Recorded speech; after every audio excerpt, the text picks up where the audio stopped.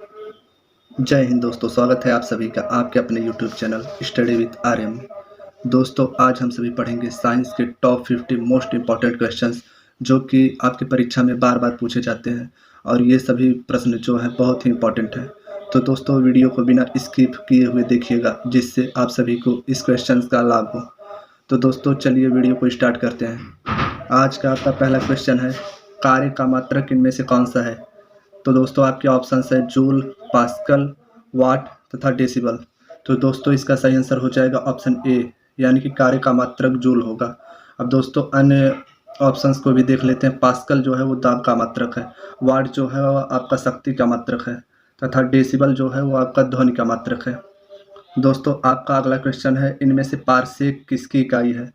तो दोस्तों, आपके ऑप्शंस है प्रकाश की चमक की, समय की, दूरी की तथा चुंबकीय बल की। तो दोस्तों, इसका सही आंसर हो जाएगा ऑप्शन सी, यानी कि दूरी का। पारसेक जो है वो दूरी का इकाई है। अब दोस्तों, आपका अगला क्वेश्चन है, हर्ट्ज क्या मापने की इकाई है? आपका ऑप्शन ए है तरंगों की स्पष्टता, तरंगों की आवृत्ति, ऑप्शन बी, ऑप्शन सी तरंग दैर्घ्य तथा ऑप्शन डी तरंगों की तीव्रता।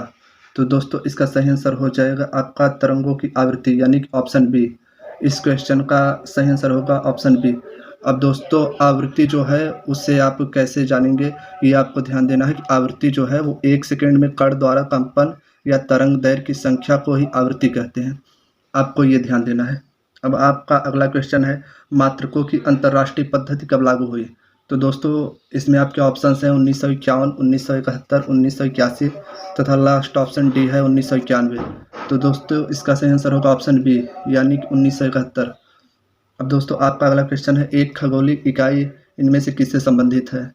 ऑप्शन ए है चंद्रमा एवं पृथ्वी के बीच की दूरी से, ऑप्शन बी है सूर्य एवं पृथ्वी के बीच की दूरी से, ऑप्शन सी है सूर्य एवं चंद्रमा के बीच की दूरी से, ऑप्शन डी है उपर्युक्त में से कोई नहीं। तो दोस्तों, इसका सही आंसर हो जाएगा ऑप्शन बी, यानी कि सूर्य एवं पृथ्वी के बीच की दूरी एक खगोलीय इकाई के रूप में जानी जाती है। दोस्तों, आपका अगला क्वेश्चन है, इनमें से कौन एक सदिश राशि नहीं है? यानी कि क्वेश्चन में आपसे पूछा जा रहा है इनमें से कौन एक है जो अदिश राशि है। तो दोस्तों, इसका सही आंसर ऑप्शन ए हो जाएगा, यानी कि द्रव्यमान जो है वो अदिश राशि है तथा अन्य सभी संवेग, कोणीय वेग तथा वेग ये तीनों ही सदिश राशि हैं। अब दोस्तों, आपको ध्यान रखना है, जो संवेग होता है वह किसी वस्तु के द्रव्यमान और वेग के गुणनफल को ही संवेग करते हैं। आपका ऑप्शन सी, यानी कोणीय वेग जो है वो कोणीय वेग का SI मात्रक रेडियन बटे सेकंड होगा। ये मोस्ट इंपॉर्टेंट है, तो आपको ये ध्यान देना है। अब आपका वेग जो है ऑप्शन डी, वेग का SI मात्रक मीटर प्रति सेकंड है। दोस्तों, आपका अगला क्वेश्चन है, पदार्थ के संवेग और वेग के अनुपात से निम्नलिखित में से कौन सी भौतिक राशि प्राप्त की जा सकती है? तो दोस्तों, आपके ऑप्शंस है त्वरण, द्रव्यमान तथा बल तथा वेग।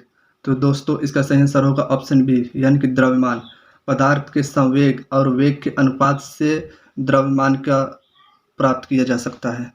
तो दोस्तों, द्रव्यमान जो है, द्रव्यमान की SI यूनिट जो है वो किलोग्राम है, ये भी आपको ध्यान देना है।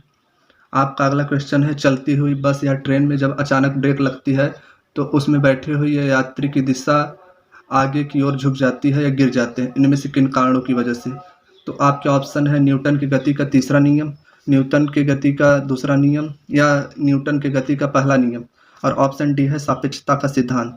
तो दोस्तों, इसका सही हो जाएगा न्यूटन की गति का पहला नियम, यानी कि चलती हुई बस या ट्रेन में जब आप अचानक ब्रेक लगती है उसमें आप उसी दिशा में या गिर जाते हैं या झुक जाते हैं। तो ये सही होगा आपका न्यूटन का जो प्रथम नियम है उसके द्वारा।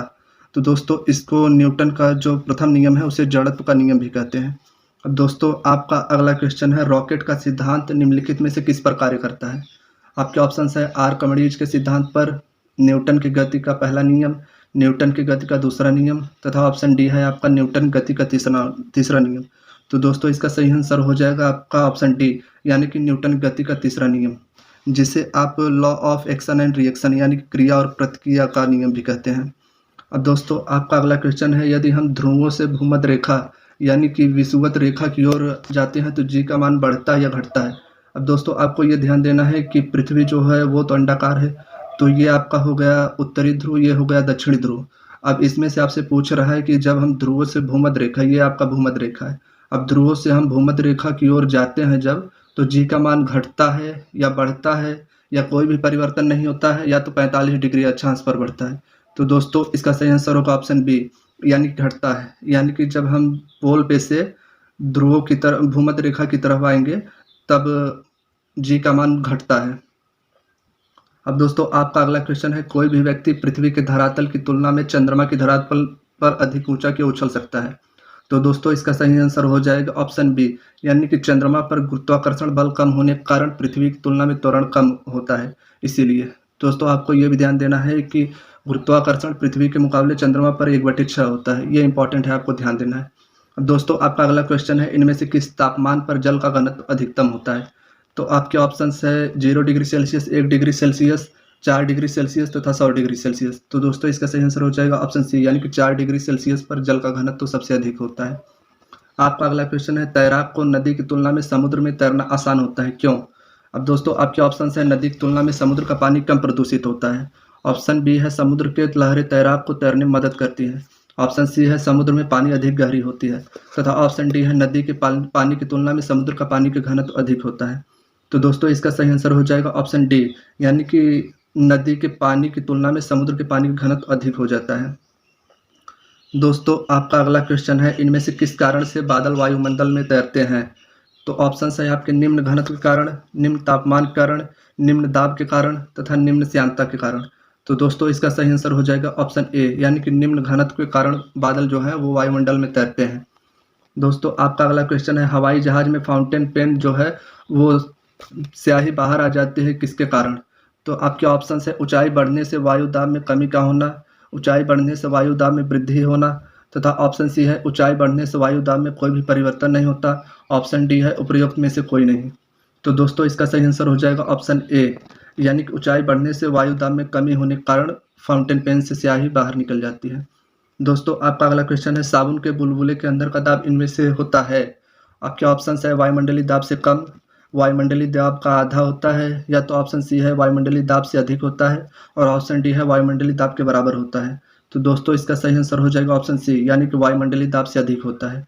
अब आपको ध्यान देना है कि साबुन के बुलबुले के अंदर का दाब जो होता है वो वायुमंडलीय दाब से अधिक होता है। दोस्तों आपका अगला क्वेश्चन है, इनमें से सूर्य पर ऊर्जा का निर्माण होता है? आपके ऑप्शन है, ऑक्सीकरण अभिक्रिया के द्वारा, ऑप्शन बी है नाभिकीय विखंडन के द्वारा, ऑप्शन सी है नाभिकीय संलयन के द्वारा, तथा ऑप्शन डी है विकिरण के द्वारा। तो दोस्तों इसका सही ऑप्शन सी हो जाएगा, यानी कि सूर्य पर जो ऊर्जा का निर्माण होता है वो नाभिकीय संलयन के द्वारा होता है। अब दोस्तों आपका अगला क्वेश्चन है, इनमें से डायनमो परिवर्तित करता है यांत्रिक ऊर्जा को विद्युत ऊर्जा में, विद्युत ऊर्जा को यांत्रिक ऊर्जा में, या निम्न वोल्टेज को उच्च वोल्टेज में, या तो उच्च वोल्टेज को निम्न वोल्टेज में? तो दोस्तों इसका सही आंसर हो जाएगा आपका ऑप्शन ए, यानी कि यांत्रिक ऊर्जा को विद्युत ऊर्जा में। अब आपको याद ऐसे करना है कि जैसे आपसे पूछा है कि डायनमो परिवर्तित करता है, तो यांत्रिक ऊर्जा यानी कि मैकेनिकल एनर्जी इलेक्ट्रिक एनर्जी में, ME, ये आपको ध्यान देना है कि जो मैकेनिकल एनर्जी है वह आपका इलेक्ट्रिकल एनर्जी में कन्वर्ट होता है। दोस्तों आपका अगला क्वेश्चन है, आर्किमिडीज का नियम इनमें से किससे संबंधित है? आपके ऑप्शन है, वायुदाब का नियम, समकोण के नियम का नियम, प्लवन का नियम तथा गुरुत्वाकर्षण का नियम। तो दोस्तों इसका सही आंसर ऑप्शन सी हो जाएगा, यानी कि प्लवन का नियम। इसे दोस्तों बायोंट फोर्स भी कहते हैं, तो आपको ये भी ध्यान देना है। आपका अगला क्वेश्चन है, पानी के बूंदों का तैलीय पृष्ठों पर न चिपकने का कारण इनमें से क्या है? तो दोस्तों आपके ऑप्शन है, आसंजक बल का प्रभाव, तेल की अपेक्षा जल हल्का होना, पृष्ठ तनाव का बढ़ना, या केशिकीय बल के कारण। तो दोस्तों इसका सही आंसर ऑप्शन ए हो जाएगा, यानी आसंजक बल के प्रभाव के कारण पानी की बूंदों का तैलीय पृष्ठों पर न चिपकाना। अब दोस्तों आपका अगला क्वेश्चन है, ऊष्माश्य यानी कि एसआई पद्धति में तापमान की इकाई है? आपका क्वेश्चन है दोस्तों, एसआई पद्धति में तापमान की इकाई है, तो आपके ऑप्शन है degree centigrade, kelvin, degree Celsius तथा डिग्री फ़ारेनहाइट। तो दोस्तों इसका सही आंसर हो जाएगा ऑप्शन बी, यानी कि एसआई पद्धति में तापमान की इकाई केल्विन है। अब दोस्तों आपको एक फार्मूला भी बता देता हूं, जिससे आप सब ये डिग्री सेल्सियस, केल्विन तथा फ़ारेनहाइट ये सब आपस में बदल सके। तो फार्मूला आप लोग नोट कर लीजिएगा। इसका सही फार्मूला होगा C/5 is equal to F-32/9 बराबर K-273/5 बराबर r/4। तो दोस्तों आपको एक बार और बता देता हूँ, फार्मूला C/5 बराबर F-32/9 is equal to K-273/5 is equal to r/4। अब इसमें आप कन्वर्ट करके देख सकते हैं कि डिग्री सेंटीग्रेड तथा फ़ारेनहाइट को बदल के आप इसमें पता कर सकते हैं। अब दोस्तों आपका अगला क्वेश्चन है, जलप्रपात के अधस्थल पर जल का तापमान ऊपर की अपेक्षा अधिक होने का क्या कारण है? तो दोस्तों इसका सही आंसर होगा ऑप्शन डी, यानी गिर रहे जल की गतिज ऊर्जा उष्मा में बदल जाती है। अब दोस्तों आपका अगला क्वेश्चन है, ठंडे प्रदेशों में पारा के स्थान पर अल्कोहल को तापमापी द्रव के रूप में वरीयता दी जाती है, ऐसा क्यों? तो दोस्तों इसका सही आंसर हो जाएगा ऑप्शन बी, यानी कि अल्कोहल का द्रवणांक पारा से कम होता है। ये आपको ध्यान देना है, ये इंपॉर्टेंट क्वेश्चन है। दोस्तों आपका अगला क्वेश्चन है, ठोस कपूर से कपूरवास बनने की प्रक्रिया को क्या कहते हैं? दोस्तों मोस्ट इंपॉर्टेंट क्वेश्चन है, आपको ध्यान देना है, ये बार बार पेपर पूछा जाता है। तो दोस्तों ये आपका सही आंसर हो जाएगा ऑप्शन बी, यानी कि ऊर्ध्वपातन। अब दोस्तों ऊर्ध्वपातन जो होता है उसे आप समझ लीजिए कि जो ठोस से डायरेक्ट गैस में परिवर्तित होता है उसे ही ऊर्ध्वपातन कहते हैं। आपका अगला क्वेश्चन है, केल्विन मान में मानव शरीर का सामान्य ताप क्या होता है? तो दोस्तों इसका सही आंसर हो जाएगा 310 डिग्री सेल्सियस, 310। ये आपको ध्यान देना है, मोस्ट इंपॉर्टेंट है, ये परीक्षा में बार बार पूछा जाता है। आपका अगला क्वेश्चन है दोस्तों, सेल्सियस पैमाने पर 0 डिग्री फ़ारेनहाइट स्केल में कितने डिग्री के बराबर होगा? तो ऑप्शन है आपके 0 फ़ारेनहाइट, 22 फ़ारेनहाइट, 32 डिग्री फ़ारेनहाइट तथा 37 फ़ारेनहाइट। तो दोस्तों इसका सही आंसर ऑप्शन सी हो जाएगा, यानी कि 32 डिग्री फ़ारेनहाइट। अब दोस्तों आपका अगला क्वेश्चन है, यदि मानव शरीर का सामान्य तापक्रम 98.4 डिग्री फ़ारेनहाइट है तो इसके बराबर सेल्सियस में तापक्रम होगा। तो दोस्तों इसका सही आंसर ऑप्शन बी हो जाएगा, यानी कि 36.89 डिग्री सेल्सियस। ये आपको ध्यान देना है। आपका अगला क्वेश्चन है, दो रेल पटरियों के बीच में एक छोटा सा स्थान क्यों छोड़ा जाता है? तो दोस्तों इसका सही आंसर होना चाहिए आपका ऑप्शन बी, यानी कि लोहे की पटरियां गर्म होने पर फैलती हैं और ठंड होने से सिकुड़ती हैं। आपका अगला क्वेश्चन है, निम्न में से कौन ऊष्मा का सर्वोत्तम चालक है? अब आपके ऑप्शन है चमड़ा, लकड़ी, जल तथा पारा। तो दोस्तों ऑप्शन के हिसाब से तो आपका सही आंसर हो जाएगा ऑप्शन डी, यानी कि पारा ऊष्मा का सर्वोत्तम चालक है। और वैसे अगर आपसे पूछा जाता है तो ऊष्मा का सर्वोत्तम चालक चांदी होगा। अब दोस्तों आपका अगला क्वेश्चन है, काले कपड़ों के मुकाबले सफ़ेद कपड़े ठंडे क्यों होते हैं? तो दोस्तों इसका सही आंसर हो जाएगा आपका ऑप्शन ए, यानी कि सफ़ेद कपड़ा अपने आसपास पहुंचने वाले प्रकाश और ऊष्मा को परिवर्तित करते हैं। अब दोस्तों आपका अगला क्वेश्चन है, ऊनी वस्त्र सूती वस्त्रों की अपेक्षा गर्म होते हैं, क्यों? तो दोस्तों इसके ऑप्शंस है आपके, सूती कपड़ों से भारी होते हैं, ताप के अच्छे वितरक होते हैं, ताप के अच्छे रोधक होते हैं तथा अताप के अच्छे शोषक होते हैं।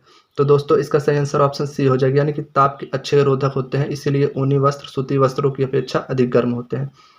दोस्तों आपका अगला क्वेश्चन है, गर्मी के दिनों के दौरान मिट्टी के बर्तन में रखा पानी ठंडा हो जाता है, किन कारणों से? अब आपके ऑप्शंस है, वाष्पोत्सर्जन के कारण, ऑस्मोसिस के कारण, वाष्पीकरण के कारण या विसरण कारण। तो दोस्तों इसका सही आंसर हो जाएगा आपका ऑप्शन सी, यानी कि वाष्पीकरण के कारण। इंपॉर्टेंट क्वेश्चन है, आपको ध्यान देना है। दोस्तों आपका अगला क्वेश्चन है, रेफ्रिजरेटर में थर्मोस्टेट का क्या कार्य होता है? तो आपके ऑप्शन है, एक समान तापमान बनाए रखने के लिए, ऑप्शन बी है गलनांक को घटाने के लिए, ऑप्शन सी है हिमायन आप को बढ़ाना तथा ऑप्शन डी है तापमान को कम करना। तो दोस्तों इसका सही आंसर हो जाएगा ऑप्शन ए, यानी कि एक समान तापमान बनाए रखने के लिए। रेफ्रिजरेटर में थर्मोस्टेट का कार्य होता है एक समान तापमान बढ़ाए रखने के लिए।